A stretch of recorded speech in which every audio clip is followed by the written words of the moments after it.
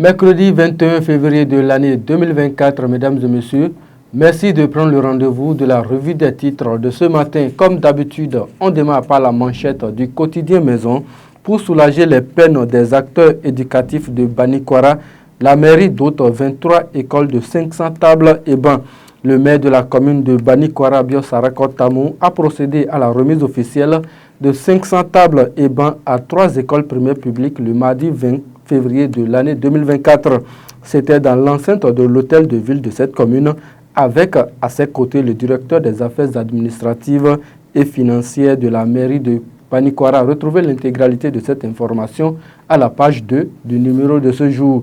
Le grand regard à présent, tentative de vente d'enfants et trafic d'organes humains, la barbarie des esprits pauvres dans un Bénin riche.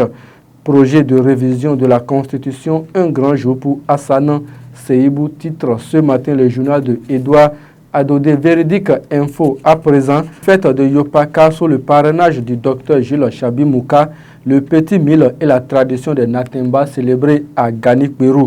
D'une information à une autre, test de détection des jeunes talents pour le centre de Missirité, l'opération reportée à une date ultérieure. Le quotidien Nasiara, élection générale de 2026, Maître Abou Salamon expose les modifications possibles du code électoral sans toucher à la Constitution à la page 3 du numéro de ce jour. Visite de Boni Yahi à Soglo hier, la décrispation de la situation sociopolitique au menu des échanges nous fait savoir le quotidien Nasiara. La boussole nous donne à lire ce matin, crise politique et misère généralisée. Le Bénin devient un enfer pour ses habitants. Proposition de loi modificative du code électoral, l'incompréhensible choix de Akhenatonde qui exclut ses pairs de la 9e législature du parrainage en 2026 est à lire dans les colonnes du journal de Cosmo Hunsa. Bénin intelligent, FIFF Cotonou 2024, le bel envol. De quoi s'agit-il? Allez lire dans les colonnes du journal. Révision de la Constitution, mercredi rouge au Parlement, nous rappelle le quotidien Bénin intelligent. Le Béninois libéré Ecomof 2024 au Bénin, Adambi prend les poules des préparatifs. Message de guérison contre l'éjaculation précoce et la faiblesse sexuelle.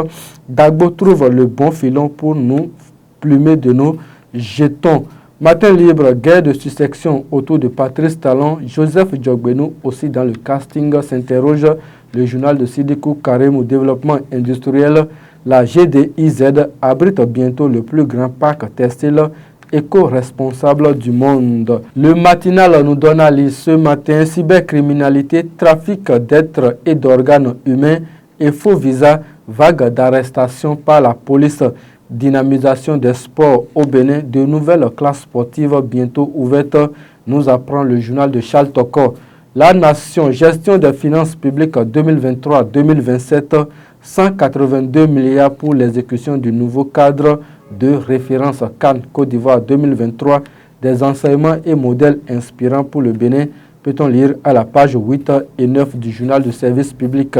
Les autres titres du quotidien Maison, impact du surendettement du Bénin sur les populations, la réflexion du politologue Richard Boniorou est à lire à la page 4.